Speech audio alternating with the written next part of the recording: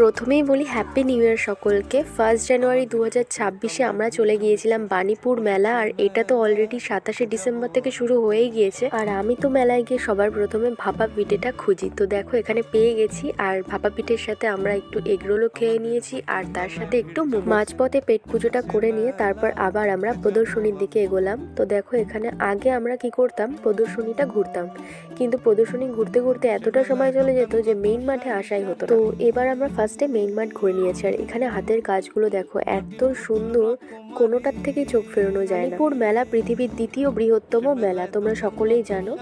আর বাণীপুর মেলা চলছে 4 জানুয়ারি পর্যন্ত। তো যারা এখনো আসোনি তারা অবশ্যই কিন্তু একবার ঘুরে যেও, সবার খুব ভালো লাগবে। বাণীপুর মেলাটা এতটাই বড় যে তোমাদের শর্টসেও সবটা দেখানো সম্ভব না, আর ঘুরেও তোমরা 2-1 ঘন্টার মধ্যে শেষ করতে পারবে না। তার মধ্যে এই ফুলের দোকানের সামনে গেলে এখান থেকে আর সরতেই মন চায় না। আর এগুলো হলো আমার মেলার কেনাকাটা।